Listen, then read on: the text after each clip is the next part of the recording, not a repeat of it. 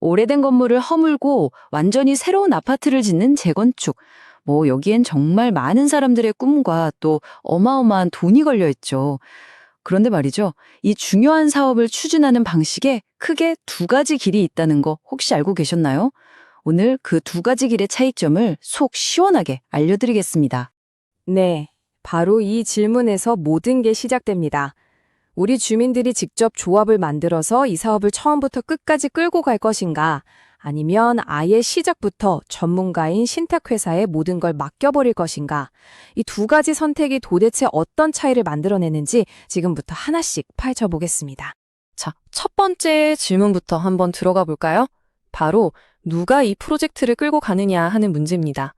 리더십 모델이 어떻게 다른지 한번 보시죠. 겉보기에는 총회나 전체회의나 조합정관이나 시행규정이나 용어가 비슷해 보이죠? 근데 속을 들여다보면 그 본질은 완전히 다릅니다. 조합 방식에서는 주민들이 다 같이 모인 총회가 최고 의사결정기구고요. 우리가 직접 만든 규칙인 조합정관에 따라서 움직이는 거죠.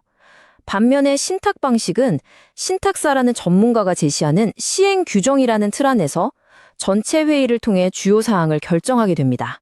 이걸 좀 더 쉽게 비유를 들어볼까요? 조합 방식은요, 우리가 직접 내 집을 짓기 위해 시공업자를 고용하고 모든 과정을 하나하나 관리하는 거랑 비슷해요. 반면에 신탁 방식은 그냥 프로젝트 관리 전문 회사한테 알아서 잘 지어주세요 하고 모든 걸 맡기는 것과 같죠. 그러니까 하나는 주도권이 우리에게, 다른 하나는 효율성이 전문가에게 있는 셈입니다. 자, 두 번째로 넘어가 보죠. 어쩌면 가장 중요하고 현실적인 문제일 수 있겠네요. 바로 돈 문제입니다. 이 프로젝트를 굴러가게 만드는 금융 생명선이 과연 어디서부터 나오는지 한번 따라가 보겠습니다. 바로 여기서 아주 결정적인 차이가 생깁니다. 조합 방식은 사업 초기에 돈이 없잖아요. 그래서 시공사, 그러니까 건설사로부터 돈을 빌리는 경우가 아주 많아요. 이게 무슨 뜻이 됐어요? 말 그대로 을의 입장이 되기 딱 좋다는 거죠. 하지만 신탁 방식은 애초에 금융기관이잖아요. 그러니까 자체 자금으로 사업을 시작할 수 있어서 처음부터 자금력에서 우위에 서게 되는 겁니다. 사업이 이제 좀 진행되면 HUG, 그러니까 주택도시보증공사에서 보증을 서주거든요. 근데 여기서도 차이가 나요. 조합 방식은 시공사의 신용을 담보로 보증을 서는 거고요. 신탁 방식은 금융감독을 받는 신탁사 자체의 높은 신용을 담보로 합니다. 이건 뭘 의미하냐면 프로젝트 외부의 어떤 변수에도 흔들리지 않고 안정적으로 돈을 끌어올 수 있다는 뜻이죠. 조합 방식은 공사비를 어떻게 주냐면요. 분양불이라고 해요. 이게 뭐냐면 일단 아파트를 다 지어요. 그리고 분양을 하죠. 그럼 돈이 들어올 거 아니에요? 그 돈에서 시공사가 제일 먼저 자기 공사비를 싹 가져가는 구조입니다. 만약에 분양이 잘 안 된다면 주민들 이익이 줄어들 위험이 있는 거죠. 자, 근데 신탁 방식은 다릅니다. 기성불이라고 하는데요.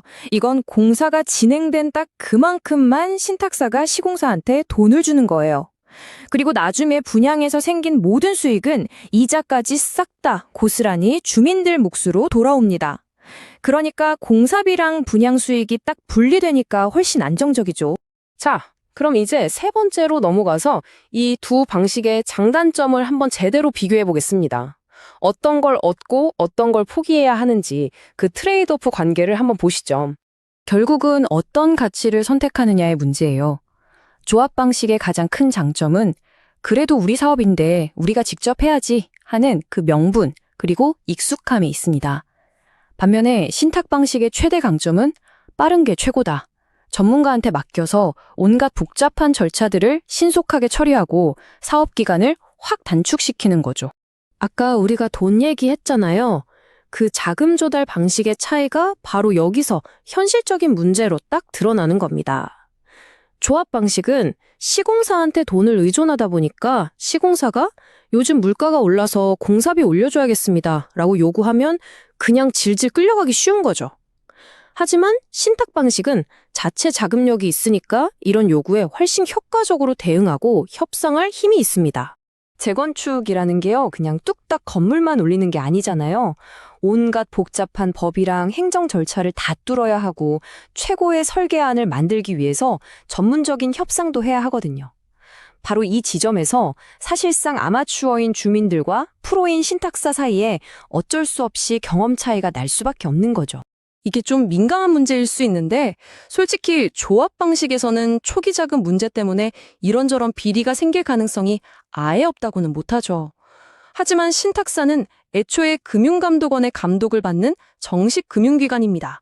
모든 돈의 흐름이 투명하게 관리될 수밖에 없는 구조라는 거예요.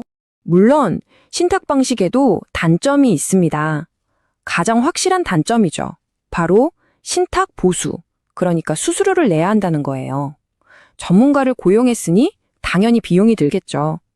조합 방식에는 이런 직접적인 수수료는 없습니다. 그런데 여기서 아주 흥미로운, 어떻게 보면 역설적인 주장이 나옵니다. 아니, 수수료를 내는 게 오히려 돈을 아끼는 길일 수 있다는 거예요.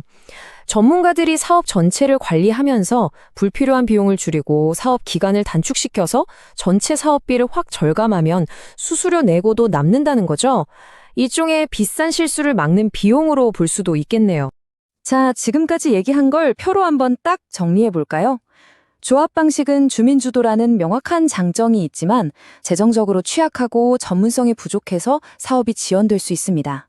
반대로 신탁 방식은 수수료 내고 좀 낯설긴 해도 신속함과 안정성, 투명성을 확보해서 오히려 더 높은 수익을 기대할 수도 있다는 거죠.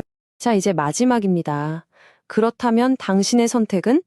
이 질문에 대한 답을 찾기 위해 마지막으로 고려해야 할 점들을 짚어보겠습니다. 결국 이 모든 복잡한 이야기는 딱 하나의 질문으로 정리됩니다. 좀 불안하고 더디더라도 사업의 모든 과정을 내가 직접 통제하는 주도권을 가질 것이냐, 아니면 수수료를 내더라도 전문가의 안정성과 효율성을 돈 주고 살 것이냐, 바로 이겁니다. 그래서 마지막으로 여러분께 이 질문을 던지고 싶습니다. 지금 여러분이 살고 계신 혹은 관심을 갖고 있는 바로 그 동네의 상황을 한번 떠올려 보세요. 우리 동네에 정말로 더 필요한 가치는 과연 무엇일까요? 주민들의 주도권일까요? 아니면 전문가의 전문성일까요? 이 질문에 대한 여러분의 답이 앞으로 가야 할 재건축의 길을 보여줄 겁니다.